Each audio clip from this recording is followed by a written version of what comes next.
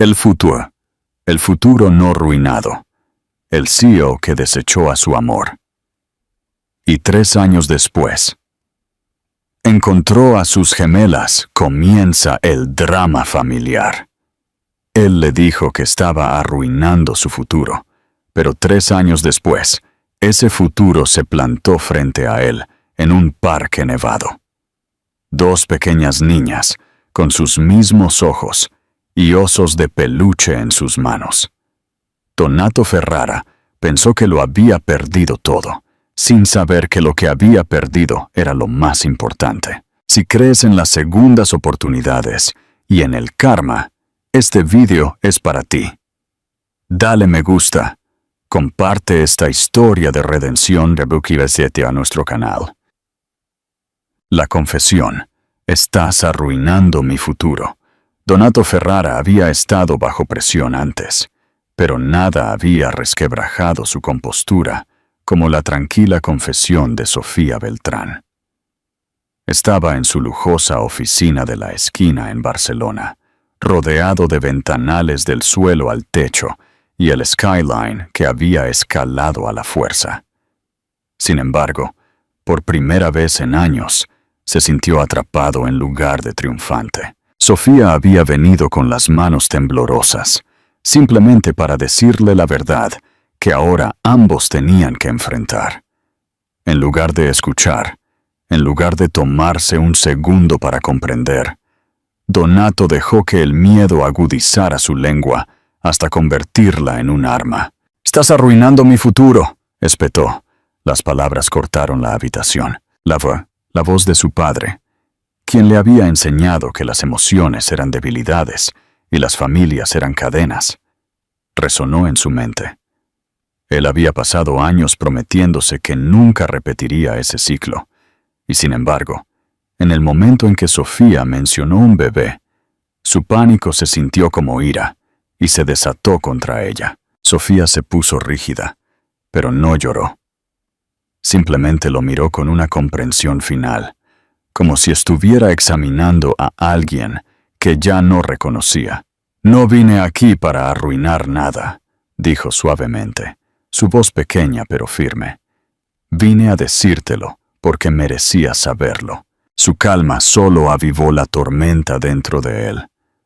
No pudo confesar que no se sentía lo suficientemente bueno o capaz. En cambio, se escondió detrás de la crueldad. Sofía se dirigió a la puerta, cada movimiento lento y deliberado. «Tu futuro estará bien, Donato», dijo en voz baja. «Y ahora sé que no estoy destinada a ser parte de él». Abrió la puerta, salió y la cerró suavemente. El clic suave resonó en la oficina, como un último latido. Donato se quedó congelado, rodeado de símbolos de éxito, sintiéndose el hombre más pobre del mundo. Él no persiguió a Sofía, no se disculpó. Solo mucho después se daría cuenta de que, en su cobardía, había perdido a 2 pequeñas niñas que no conocería hasta dentro de 3 años. El destino. 2 hijos. Un secreto en Sierra Nevada. Sofía abandonó la ciudad en silencio, llevando solo una pequeña bolsa de lona y un corazón demasiado magullado para latir correctamente. Viajó durante horas hasta que se detuvo en un pequeño pueblo de invierno cerca de la Sierra Nevada, donde nadie conocía su pasado ni al hombre que la había expulsado de su vida. Encontró un modesto apartamento sobre una vieja librería. Su embarazo fue difícil, lidiando con la soledad y las finanzas justas. Pero cada patada de su vientre era un recordatorio de que ya no estaba sola. Ella nunca le contó al bebé sobre Donato. Se negó a que sus primeros recuerdos fueran moldeados por el eco del rechazo de un hombre. Cuando el parto llegó antes de lo esperado, trajo el caos. Ella estaba preparada para un niño, pero el destino tenía otros planes. Tras una ráfaga de actividad, escuchó el primer llanto, agudo e insistente, y segundos después, un segundo llanto, más pequeño, pero igual de fuerte. 2 hijas, gemelas. Carla, la más ruidosa, y Celia, la más tranquila. Ambas tenían el cabello castaño y unos ojos marrones profundos que le recordaron a Donato. Le dolió, pero también la llenó de algo inimaginablemente profundo. Eran sus hijas, su mundo entero. El primer año fue de supervivencia pura. Sofía trabajó en cada turno que podía en la cafetería. El dinero era ajustado, pero nunca permitió que sus hijas sintieran la desesperación. Con el tiempo, el pueblo las adoptó. La dueña de la librería le dejaba libros infantiles. Sofía construyó una vida tranquila y querida. Nunca mencionó el nombre de Donato. El pasado permaneció sellado.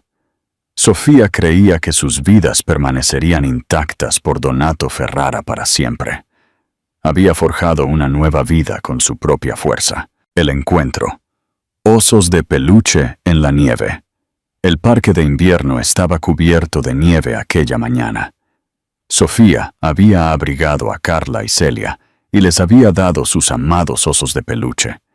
Observaba a sus hijas jugar, sin darse cuenta de cómo los próximos segundos desentrañarían la vida que tan cuidadosamente había cosido. Notó una figura alta e inmóvil. Algo en ese hombre le resultó extrañamente familiar. La forma en que estaba de pie, la tensión en sus hombros. Entonces escuchó su voz. Carla. Celia. Los nombres apenas fueron pronunciados en un susurro, pero cortaron el aire invernal con precisión. Sofía se congeló. Forzó su corazón a estabilizarse mientras giraba. No estaba equivocada. Donato Ferrara estaba a unos metros de distancia. Se veía más viejo, con una pesadez en sus ojos marrones. Pero todo eso se desvaneció cuando se dio cuenta de dónde estaba mirando. No a ella. A las niñas. Carla se detuvo, sus brillantes ojos marrones fijos en el extraño. Celia apretó su oso de peluche, acercándose instintivamente a Sofía. Las gemelas simplemente miraron al hombre, cuya mirada parecía pegada a sus rostros moldeados a partir de los rasgos que él veía en el espejo. «Son ellas», murmuró Donato, apenas audible. «Dios mío, son...»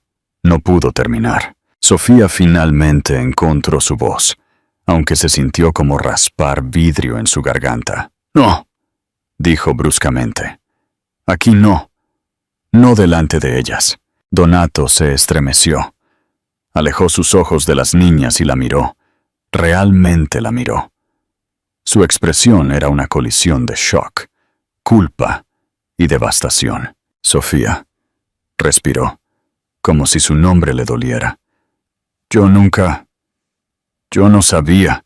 «No quería saber», replicó ella, su tono inquebrantable, una verdad afilada por años de silencio. Él se tambaleó.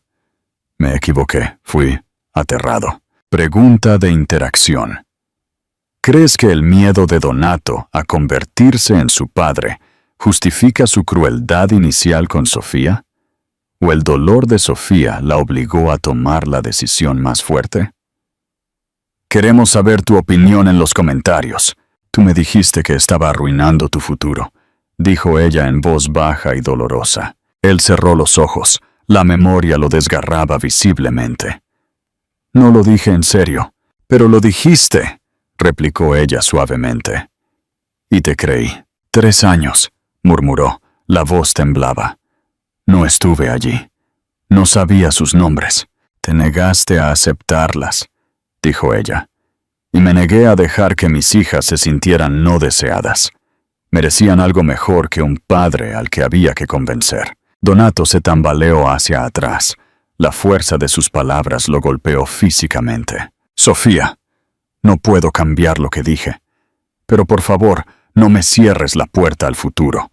Quiero conocerlas. Quiero ser...» Su voz se quebró. «Quiero ser su padre». Sofía lo estudió cuidadosamente. El hombre frente a ella no era el CEO arrogante que la había despedido. «Empezaremos lento», dijo ella en voz baja. «Muy lento». Donato exhaló un aliento tembloroso de alivio. Se volvió hacia las niñas, que reanudaban sus juegos, y todo su rostro se suavizó. Por primera vez en su vida, el futuro que tanto se había desesperado por proteger, por fin tenía un rostro.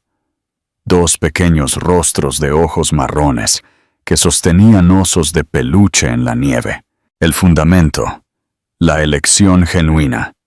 La presencia de Donato se tejió lentamente en el tejido de sus días.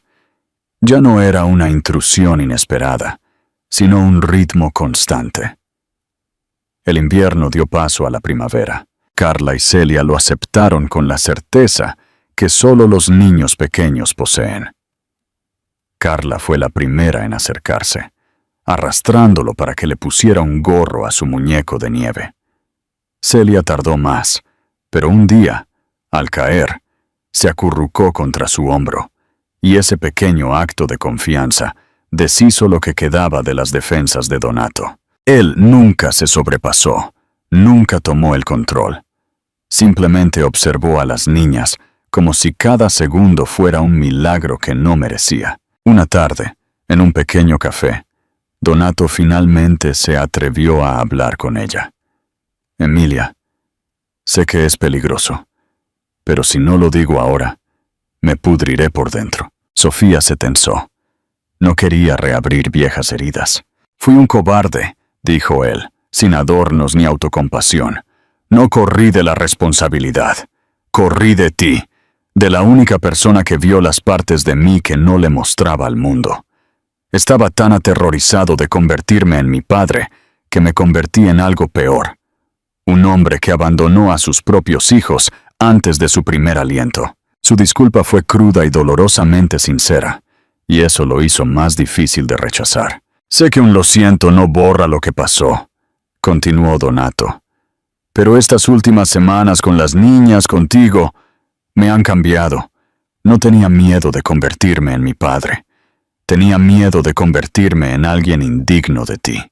Yo no sé si estoy lista para abrir esa puerta de nuevo», dijo ella, con la voz quebrada. Donato asintió. «Lo sé. Y no te pido que me ames de vuelta. Te pido tiempo.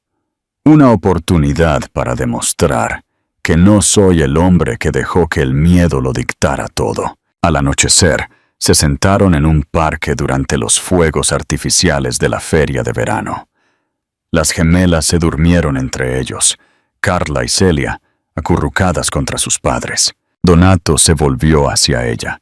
La luz dorada de los fuegos artificiales iluminaba su rostro. «Las amo, Sofía, más de lo que creí ser capaz de amar algo». Luego giró su mirada hacia ella. «Y te amo. Nunca dejé de amarte.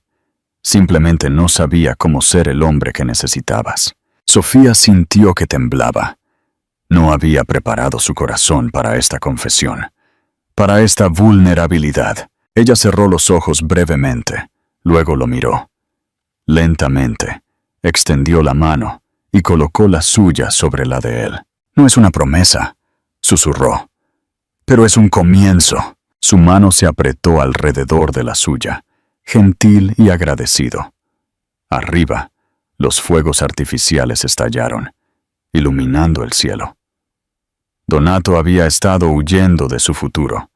Ahora, por fin, estaba eligiéndolo.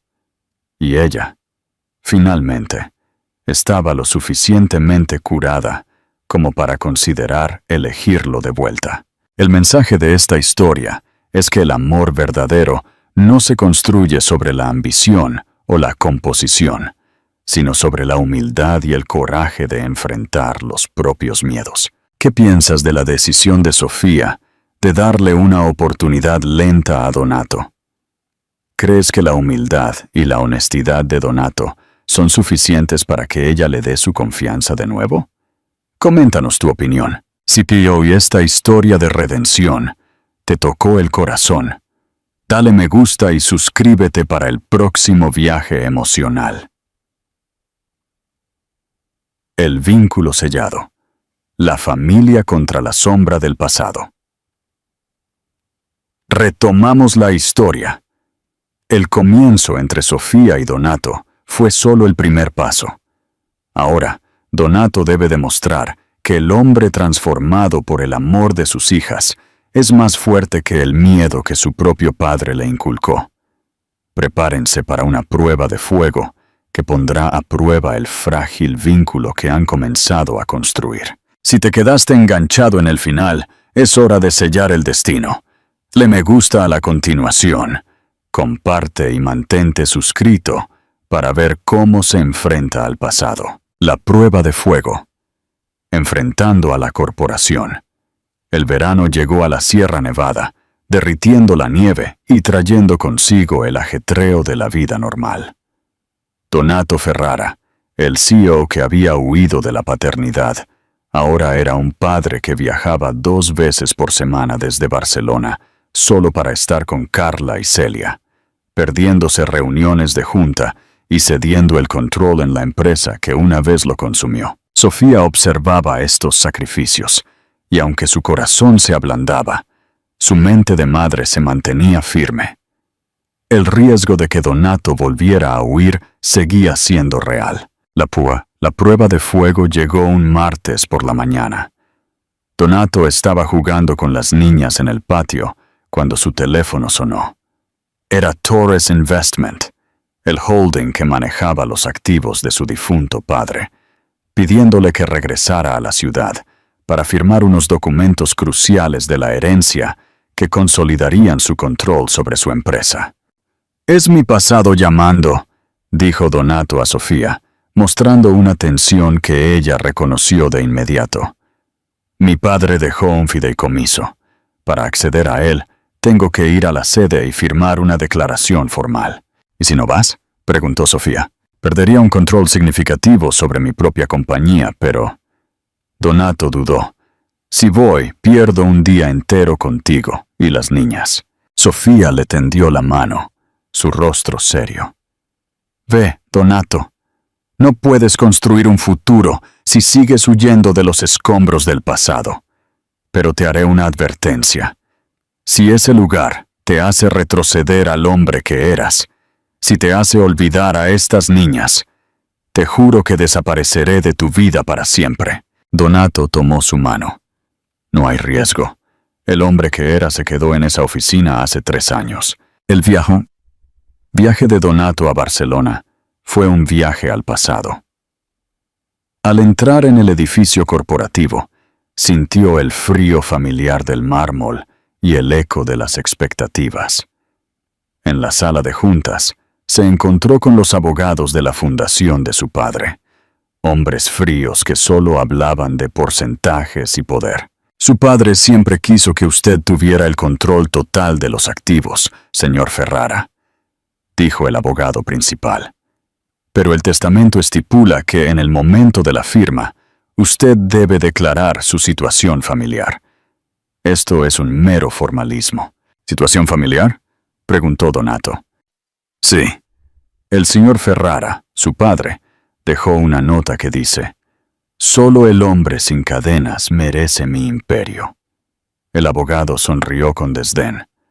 «Si usted no está casado, no tiene hijos y no está sujeto a ataduras emocionales que distraigan su ambición, hereda todo. Es su filosofía, señor». La sala de juntas se quedó en silencio. Donato miró los documentos. El imperio que había pasado toda su vida construyendo estaba a un solo «no tengo cadenas» de distancia. La voz de su padre resonó en su cabeza. Los hijos son una carga que destruye la ambición. Donato tomó el bolígrafo. En lugar de firmar, se puso de pie. Se acercó a la ventana y miró el skyline de Barcelona que tanto había codiciado. «Mi padre se equivocó», dijo Donato, con una voz que resonó en la sala. «Y su filosofía es la de un hombre pobre». El abogado se puso rígido. «¿Disculpe? Un hombre sin lazos, sin amor y sin familia es un hombre sin nada que perder. Y un hombre sin nada que perder es un hombre que no vale nada». Donato se volvió hacia los abogados, con una sonrisa que ya no era de suficiencia, sino de verdadera convicción. No soy el hombre sin cadenas. Soy el padre de 2 niñas, Carla y Celia Ferrara, y soy el compañero de Sofía Beltrán. Ellas son mi único futuro. Donato rasgó los papeles de la herencia en 2. No necesito un imperio construido sobre el miedo de mi padre. Voy a construir el mío propio, sobre el amor de mis hijas. Díganle a Torres Investment que vendan mis acciones. Me voy a la Sierra Nevada. El sacrificio de Donato para rechazar la fortuna de su padre es el verdadero punto de quiebre. ¿Crees que Sofía se ablandará después de esta muestra de lealtad? Vota en los comentarios. La recompensa. El anillo de la lealtad. Donato regresó a la Sierra Nevada esa misma noche, sin imperio, sin firma, y con el alma aligerada. Sofía estaba en la pequeña cocina, preparando la cena. Él entró. Ella lo miró con cautela, buscando el menor rastro de la frialdad corporativa. No había ninguno. Estaba agotado, pero sus ojos brillaban con una paz que ella nunca había visto. ¿Cómo te fue con el legado de tu padre?, preguntó ella. Donato le tendió los papeles rotos. Lo rechacé. Todo. Mi padre creía que el amor era una cadena. Yo acabo de descubrir que es la única fundación que vale la pena construir. Sofía sintió que se le humedecían los ojos. Él no solo había demostrado lealtad a sus hijas, había enfrentado al fantasma de su propio miedo. «No eres tu padre, Donato», susurró, con la voz quebrada. «No lo soy, gracias a ti». Donato se arrodilló. No para pedir perdón, sino para hacer una promesa. Sacó de su bolsillo una pequeña caja de madera. Dentro había un anillo de oro blanco con una pequeña y elegante esmeralda. «No es un diamante de multimillonario», dijo, con la voz gruesa de emoción. «Es una esmeralda que compré hace 3 años, justo después de que me dijeras lo del bebé, pero antes de que te pidiera que te fueras. Estaba tan aterrorizado que la escondí en mi caja de seguridad.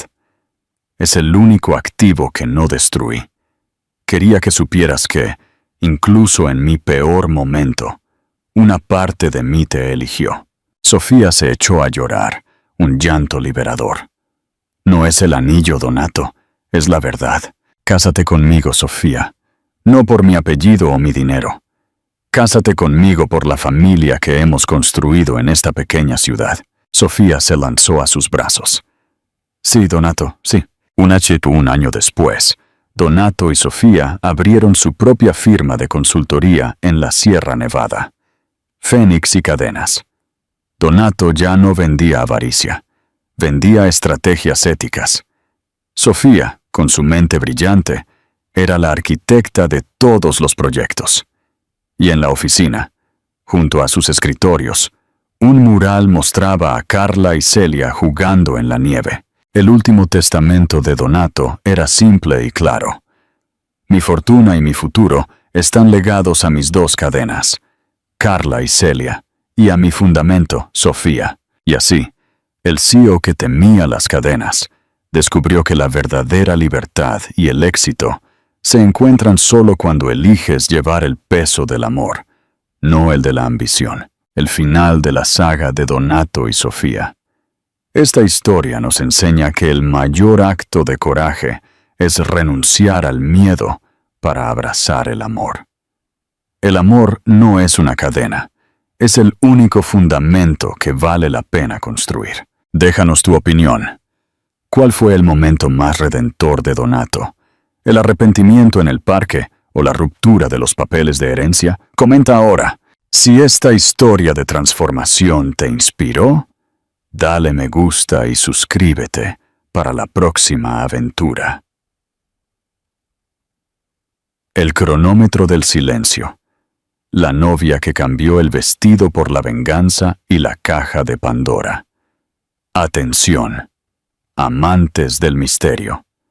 Imagina el día de tu boda, el pináculo de la felicidad. Pero justo antes de dar el sí, quiero, descubres un secreto familiar tan devastador que te obliga a cambiar el vestido de novia por un traje de guerra. Valeria estaba a punto de casarse con el heredero más codiciado de Sevilla, Alejandro, cuando un mensaje anónimo reveló que la fortuna de su prometido estaba construida sobre el robo de la herencia de su propia familia. Valeria no va a huir, va a jugar el juego desde dentro. Si te atreves a desvelar la verdad, únete al equipo. Dale me gusta, comparte este video y suscríbete a nuestro canal para no perderte el primer movimiento. El día perfecto. El mensaje que lo destruyó. Toda la hacienda de los Naranjos en Sevilla brillaba bajo el sol de primavera. Era el escenario de la boda de Valeria Santa Cruz y Alejandro Castro, el evento social más esperado del año. Valeria, radiante en su vestido de seda color marfil, estaba sola en el tocador, mirando su reflejo. Estaba a una hora de convertirse en la matriarca de la familia Castro, dueña de un imperio de aceite de oliva y bienes raíces. Su madre, doña Mónica, entró con un pañuelo. «Estás preciosa, hija, pero tienes que soltar ese teléfono. Es el día de tu vida». «Lo sé, mamá». Valeria sonrió, un poco tensa. «Solo estoy revisando una cosa». Su mano temblaba ligeramente al sostener el smartphone. Minutos antes, un mensaje anónimo había llegado con un único archivo adjunto. «Tu felicidad es una mentira. Abre esto antes de firmar». Valeria había dudado, pero la cautela de abogada que llevaba dentro, una carrera que abandonó por amor, le obligó a abrirlo. Era un archivo de audio antiguo, grabado en un ambiente de oficina. La voz que escuchó era la de su difunto abuelo, don Elías Santa Cruz, un modesto empresario. Su abuelo había sido socio de los Castro hace 20 años antes de morir en un misterioso accidente de coche. La voz sonaba desesperada. «Alejandro, no puedes quedarte con mi patente, con mi dinero. Esto es para mi nieta, para Valeria». Luego, la voz de un hombre joven, fría y autoritaria, que Valeria reconoció como la de su futuro suegro, don Fernando Castro. «Tu patente ya no existe, Elías, y Valeria no necesita saber nada. El dinero se queda en casa. Los accidentes pasan, Elías». El audio terminó con un golpe sordo y un silencio ensordecedor. Valeria sintió que el mundo se le venía encima. No era un chisme. Era la prueba de que la fortuna de los Castro se había construido sobre el robo y la traición a su propia familia. La muerte de su abuelo no había sido un accidente. Valeria guardó el teléfono. Su reflejo no mostraba a una novia, sino a una estratega. El matrimonio no era un final feliz, era una oportunidad. Si revelaba el audio ahora, sería una batalla legal larga y humillante, y los Castro la destruirían. «Mamá», dijo Valeria, con una calma aterradora, «llama a Arturo Sáenz, el abogado de la familia Romero. Dile que es urgente. Y dile que necesito que prepare un NDA». «¿Un acuerdo de confidencialidad? ¿Para qué? ¿Para la boda? No». Valeria se puso de pie. Su vestido de novia blanco de repente se sintió como una armadura. «Es para el divorcio que no voy a pedir. Voy a casarme con Alejandro, mamá, y voy a destruir a su familia desde dentro. La misión: convertirse en la señora Castro». La boda continuó. Valeria caminó hacia el altar, sonriendo.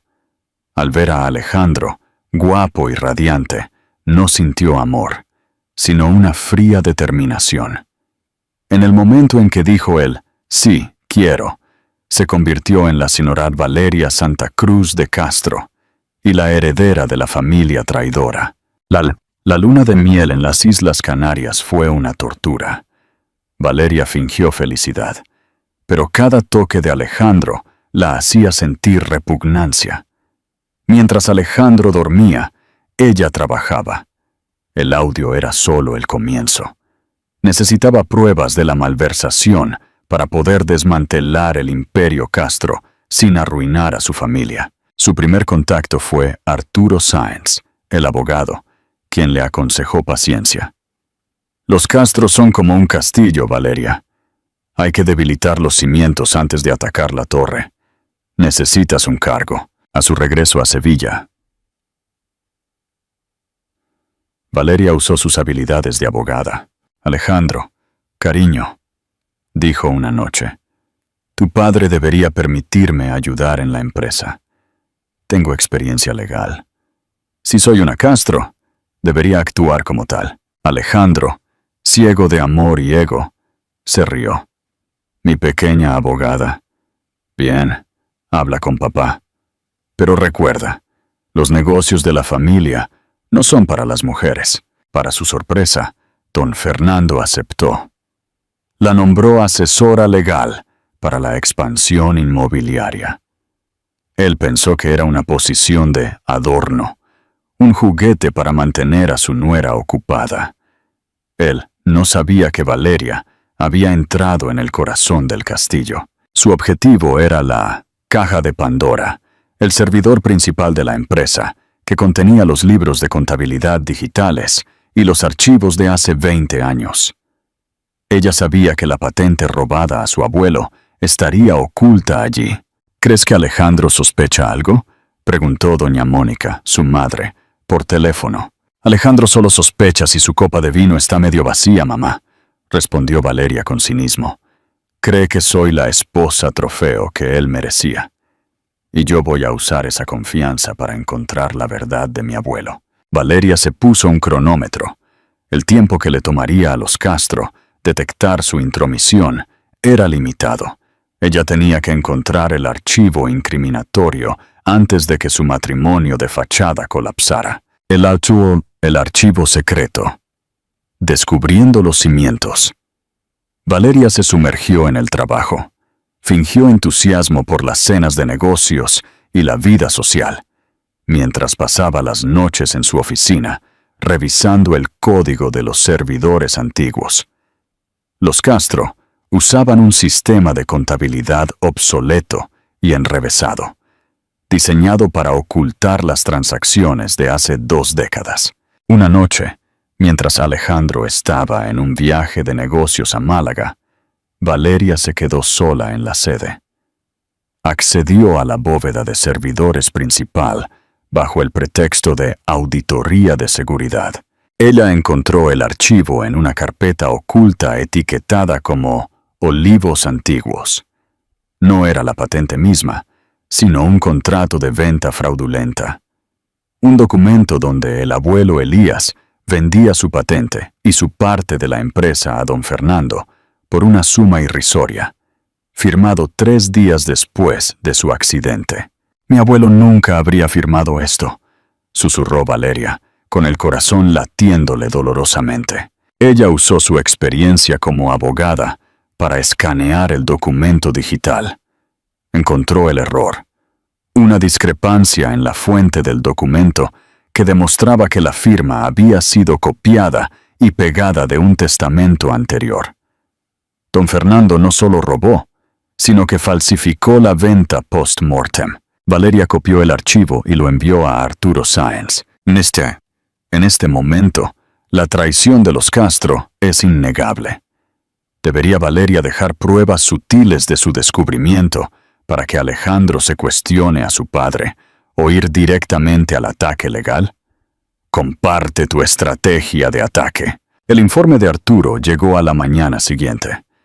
El documento es una prueba inexpugnable de fraude post-mortem. Con esto, podemos anular la venta, reclamar la patente y demandar por el valor de los bienes raíces y la empresa de hace 20 años. Valeria no podía creer la magnitud del robo.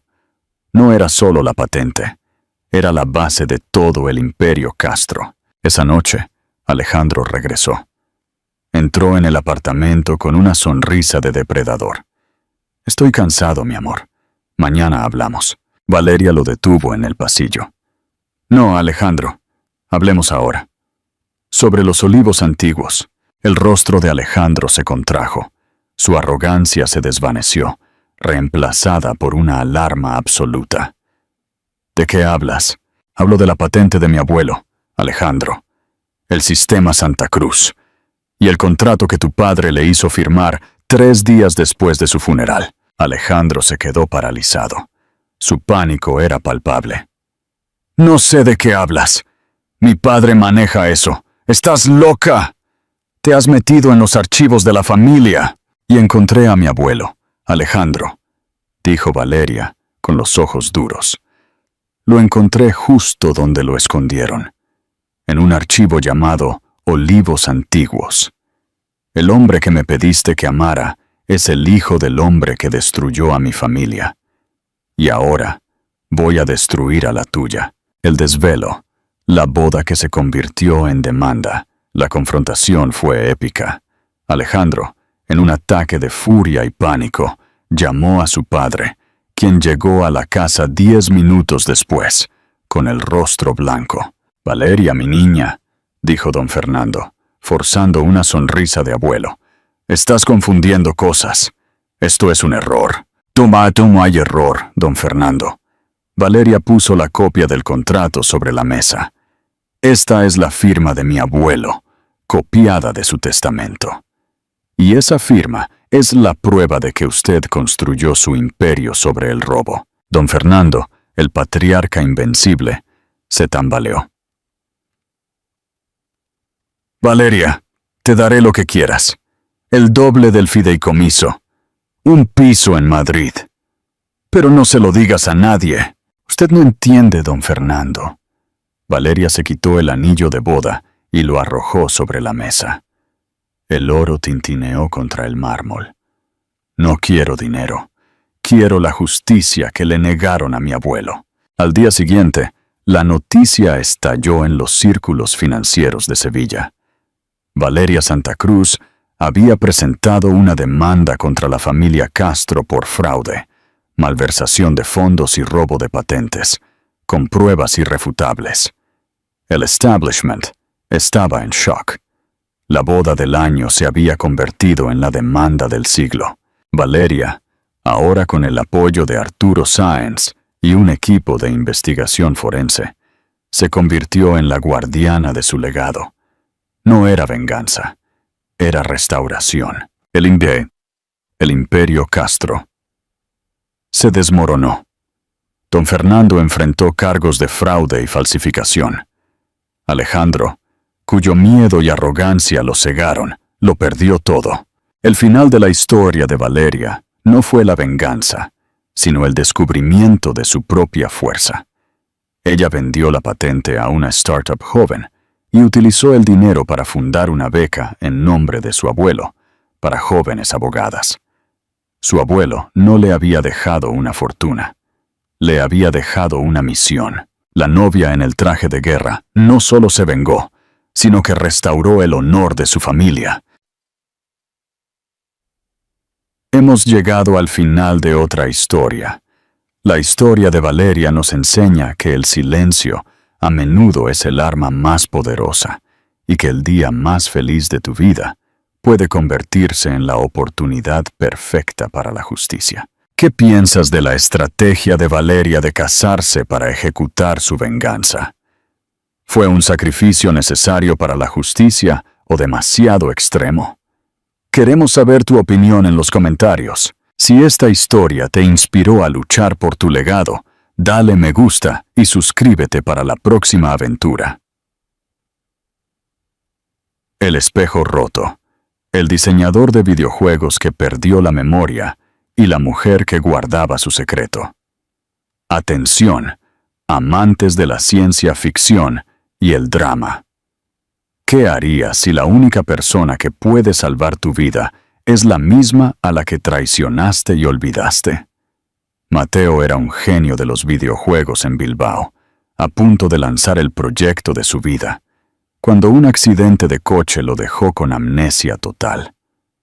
Despierta en el hospital sin recordar su código, su empresa, ni a Adriana, la mujer que lo amó y a la que desechó por ser demasiado seria para su mundo de fantasía. Ella lo llama el espejo roto, porque él ya no ve el reflejo de la traición que le hizo. Si estás listo para desenterrar el pasado, únete a la misión.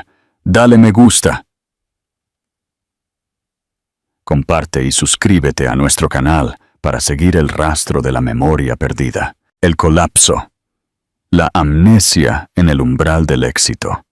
La noche en que todo se detuvo, Mateo Vidal no pensaba en el amor, sino en los millones. Estaba celebrando la preentrega de su motor de juego, Espejo Oscuro, una inteligencia artificial que prometía revolucionar la industria del videojuego en Europa. A sus 30 años, Mateo era el niño mimado de la tecnología en Bilbao, CEO de Vidal Interactive. Sin embargo, en la fiesta de celebración, solo tenía ojos para Sara, una influencer de gaming que encajaba perfectamente en su imagen pública. A un lado, observándolo con una mezcla de orgullo y dolor, estaba Adriana León. Durante 5 años, Adriana fue la codiseñadora de Mateo, su apoyo logístico y, en secreto, la mujer que amaba. Ella era la base sólida, la voz de la razón, la arquitecta silenciosa del motor Espejo Oscuro. «Adriana, ¿por qué tan seria?», le preguntó Mateo, con ese tono condescendiente que había adoptado desde que el dinero empezó a fluir. «Es una celebración, no una auditoría. Necesitas un poco más de chispa, cariño». «Necesitas un motor de juego estable, Mateo», respondió Adriana, con la voz firme. «Hay un fallo de renderizado crítico en el núcleo de Espejo Oscuro que no has querido revisar. Y el lanzamiento es en 48 horas. Mateo se rió, abrazando a Sara, que lucía un vestido de neón. «Te preocupas demasiado. Siempre tan aburrida. Sabes que la gente no compra código, compra fantasía. Tu fantasía se caerá a pedazos sin mi lógica», dijo Adriana, dándole la espalda. Era el día que había elegido para confesar su amor. En su lugar, le había entregado su renuncia. Salió de la fiesta. Lloró en el taxi, no por el amor perdido, sino por el desprecio a su trabajo. Ella había puesto una puerta trasera de emergencia en el código para resolver el fallo, pero solo ella conocía la clave para activarla sin destruir el sistema. 2 horas después, la vida de Mateo se detuvo.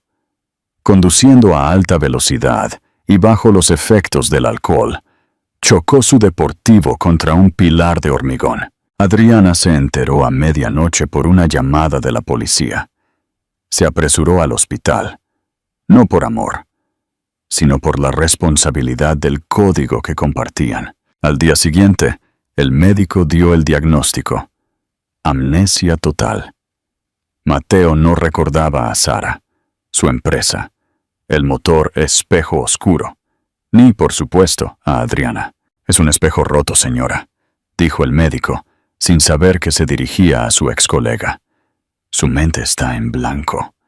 Solo le quedan 48 horas antes de que la memoria de corto plazo empiece a formarse». La cuenta regresiva. El secreto en la bóveda. Adriana sintió el pánico. Espejo Oscuro no podía lanzarse con el fallo de renderizado que ella había advertido. Destruiría la reputación de la empresa y la herencia del trabajo de 5 años. Pero el código solo podía ser manipulado por el root user, y ese era Mateo. Y Mateo no recordaba ni siquiera su nombre. Entró en la habitación del hospital. Mateo la miró con curiosidad infantil. «¿Quién eres? ¿Vienes a arreglarme?», preguntó Mateo. «Soy Adriana», respondió ella, forzando una sonrisa profesional. «Y sí, vengo a arreglar esto». Los siguientes días fueron una carrera contrarreloj. Los inversores de Vidal Interactive estaban en pánico. El motor Espejo Oscuro se lanzaba en 24 horas y el equipo no encontraba la clave para el núcleo de fusión del código. «Adriana, necesito que me recuerdes todo», dijo Mateo, frustrado por su mente en blanco. ¿Qué tengo que arreglar? Adriana lo sentó con un portátil y comenzó a mostrarle su trabajo, el código, la arquitectura, los fallos. Mateo no recordaba ser el CEO, pero su mente, el genio del juego, comenzó a reconocer la lógica. El problema es un bucle cuántico en el rendering, dijo Mateo, su voz profesional, el instinto de codificador tomando el control. Lo resolvíamos con una secuencia de bypass de 3 pasos, ¿verdad? Sí, Mateo, pero solo el root user conoce la clave. Está en tu caja de seguridad en el banco. Se dirigieron al Banco de España en Bilbao. El gerente les entregó una caja de seguridad que Mateo había alquilado hacía 6 meses. Dentro no había dinero, sino una pequeña unidad USB con un archivo llamado la clave del espejo. Mateo intentó acceder al archivo. Pedía una contraseña. ¿Cuál es la clave, Adriana?, preguntó Mateo. Adriana miró el rostro borrado por la amnesia de Mateo. La clave era algo que él le había dicho hace 2 años, en un momento de vulnerabilidad, antes de que se volviera arrogante. Mi secreto más preciado eres tú. La clave era Adriana León Lero 7, su cumpleaños. Si le daba la clave, arreglaría el fallo, salvaría la empresa que la había desechado y perdería la única prueba de la traición de Mateo. Si no se la daba, el sistema colapsaría. El trato. La memoria versus la justicia. Adriana salió del banco con la unidad USB en la mano. Afuera la esperaba Sara, la influencer, que ahora era la representante de los inversores. Adriana, dijo Sara, con ojos fríos, el lanzamiento es en 2 horas. Los inversores necesitan esa clave. ¿Cuánto quieres? Te compramos tu silencio. No quiero dinero, Sara. Quiero justicia, respondió Adriana, con la voz firme. Yo escribí el código de base. Yo solucioné el fallo. Exijo el 40% de las acciones de Vidal Interactive y el título de CEO de tecnología, con un contrato blindado. Sara se rió. Mateo nunca te daría eso. Eres solo su... Mateo no recuerda quién soy, dijo Adriana. Y tú tampoco lo sabes. Él confía en mi juicio, no en tu imagen. Sara desesperada el 40% y el título de CEO de tecnología. Adriana regresó al hospital. Le entregó la unidad USB a Mateo. La clave está dentro, Mateo. Es una fórmula matemática. Mateo la introdujo. El archivo se abrió y el código de bypass apareció en la pantalla. Mateo, actuando por instinto, lo introdujo en el núcleo del sistema. Fallo solucionado, dijo Mateo, aliviado. Ahora, ¿quién era yo? Adriana le tendió el contrato firmado por Sara.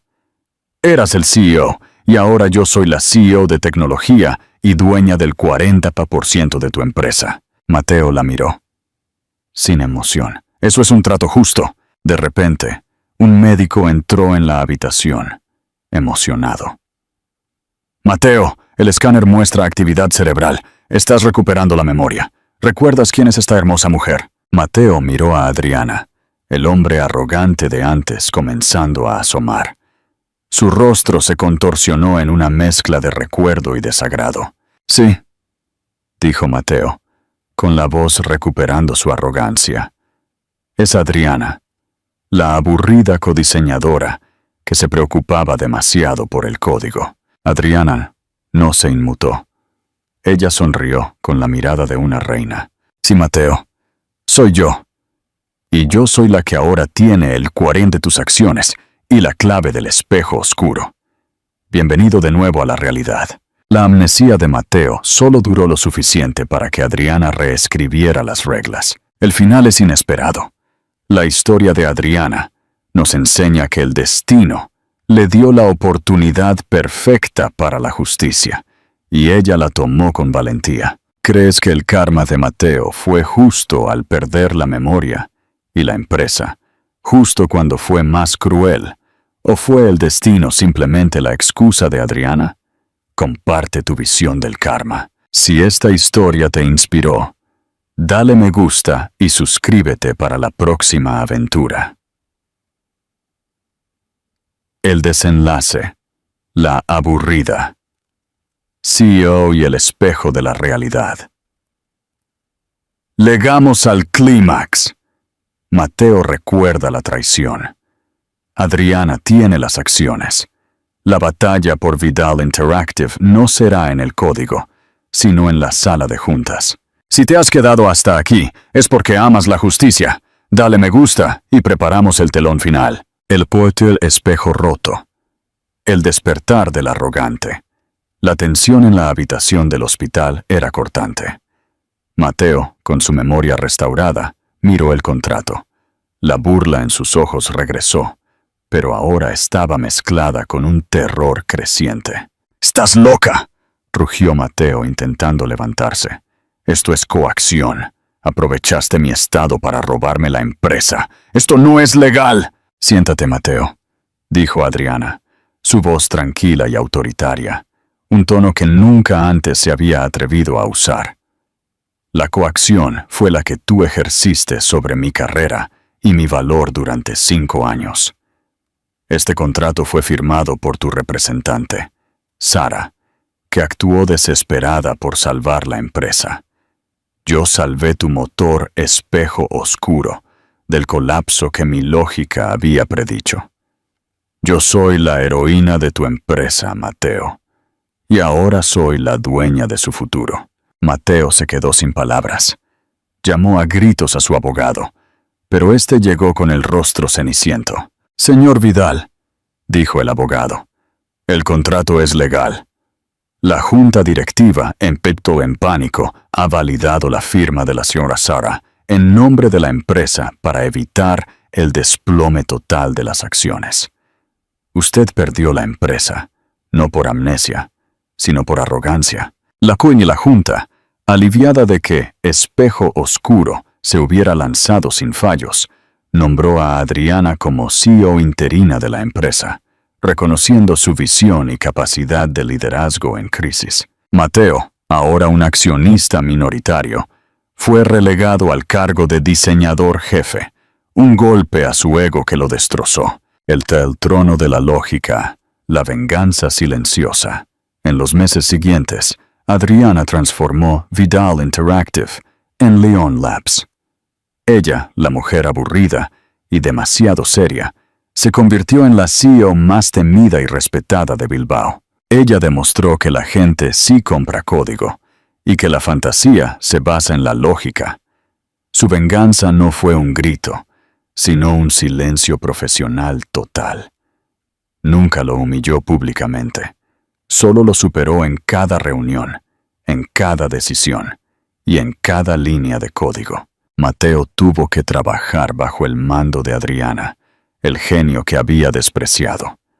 Observó cómo ella, con su enfoque sólido y su integridad inquebrantable, hacía que Leon Labs se disparara a la cima. Vio cómo la mujer que él consideraba una base de hormigón se convertía en el rascacielos. Un día, Mateo entró en la oficina de Adriana, donde ella estaba revisando el código del núcleo. «¿Por qué?», preguntó Mateo, su voz ya no arrogante, sino quebrada. «Podrías haberme dejado en la bancarrota. ¿Por qué me mantuviste como diseñador jefe?». Adriana ni siquiera levantó la vista de la pantalla. «Porque escribiste un buen motor de juego, Mateo. Y no me importa tu personalidad, solo me importa el producto. Te mantengo aquí por tu talento, no por tu ego. Y esa es la diferencia entre tú y yo». «¿Y tú no me amabas?». Adriana finalmente levantó la mirada. «Sí, Mateo. Amé a un hombre que solo existía cuando escribía código. Pero ese hombre me despreció por ser demasiado seria. Ahora soy la mujer que soy.